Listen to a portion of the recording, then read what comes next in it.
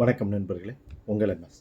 தமிழகத்தில் இருக்கக்கூடிய 400க்கும் மேற்பட்ட பொறியியல் கல்லூரிகளில் இருக்கக்கூடிய 1,50,000 லட்சத்துக்கும் மேலான இடங்களுக்கான கவுன்சிலிங் அப்ளிகேஷன் எப்போது ஸ்டார்ட் ஆகும் அப்படிங்கிறது மாணவர்களுடைய கேள்வியாக இருந்துக்கிட்டு இருக்குது.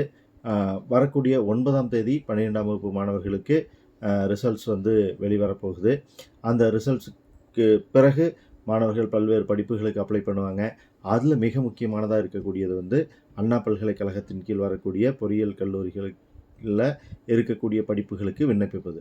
ஏன்னா இன்றைக்கி என்ஜினியரிங் வேலைவாய்ப்பை தரக்கூடியதில் முன்னணி படிப்பாக இருக்குது. நவீன தொழில்நுட்பங்களை கற்றுக்கிறதன் மூலிமா மாணவர்கள் நல்ல வேலைவாய்ப்பை பெறக்கூடிய வாய்ப்பை இந்த என்ஜினியரிங் ஏற்படுத்தி கொடுக்கறதுனால என்ஜினியரிங் படிக்கிறது மாணவர்கள் மத்தியில் பெரும் வரவேற்பை பெற்றிருக்குது அப்படின்னு சொல்ல முடியும். நமக்கு கவுன்சிலிங் பின்னாடி நடந்தாலும் கூட அந்த கவுன்சிலிங்க்கு அப்ளை பண்ணுறது முன்கூட்டியே நம்ம அப்ளை பண்ண வேண்டியிருக்கு.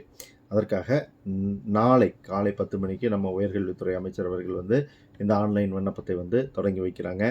ஆன்லைன் மூலிமா மட்டும்தான் இந்த விண்ணப்பங்களை நீங்கள் விண்ணப்பிக்க முடியும். ஆஃப்லைன் விண்ணப்பம் கிடையாது. ஸோ ஒருவர் ஒரு விண்ணப்பத்தை மட்டும்தான் விண்ணப்பிக்க முடியும். இந்த விண்ணப்பத்திற்கான இறுதி தேதி ஜூன் 6 அப்படின்னு தகவல் தெரிய வந்திருக்குது. இதர விவரங்கள் எவ்வளோ ஃபீஸ் பே பண்ண வேண்டியிருக்கும், இது போன்ற விவரங்கள் நாளை உங்களுக்கு அந்த போர்ட்டல் ஓப்பன் ஆகும்போது எல்லாமே தெளிவாக தெரிஞ்சிடும். அடித்து பிடிச்சி ஸ்டார்டிங்லேயே நம்ம அப்ளை பண்ணணும் அப்படிங்கிற அவசியம் நமக்கு இல்லை.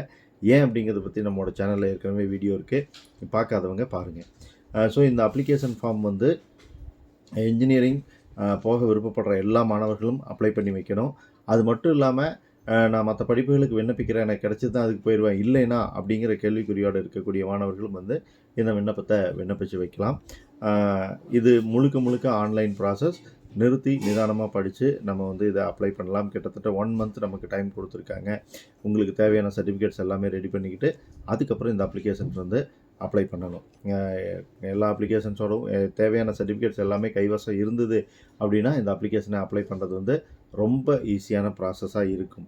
ஒருவேளை ஒரு சர்டிஃபிகேட் இல்லைன்னா நீங்கள் லாங் டைம் வெயிட் பண்ண வேண்டிய சூழல் ஏற்படும். அப்படிங்கிறதுனால எல்லா சர்டிஃபிகேட்ஸையும் ரெடி பண்ணிக்கலாம். நீங்கள் டே 1ல் அப்ளை பண்ணாலும் அல்லது லாஸ்ட் டேயில் அப்ளை பண்ணாலும் உங்களோட ரேங்க் அடிப்படையில் தான் உங்களுக்கு கவுன்சிலிங்க்கு கால்ஃபர் பண்ணுவாங்க. ஸோ அதனால் முன்கூட்டியே நம்ம அப்ளை பண்ணிட்டோம்னா நமக்கு ஃபஸ்ட் டே கவுன்சிலிங் கூப்பிட்ருவாங்க அப்படின்னால நீங்கள் யோசிக்க வேண்டியதில்லை. இல்லை கடைசியாக அப்ளை பண்ணோம்னா நமக்கான வாய்ப்பு போயிடும் அப்படின்னு சொல்லி யோசிக்க வேண்டியதில்லை.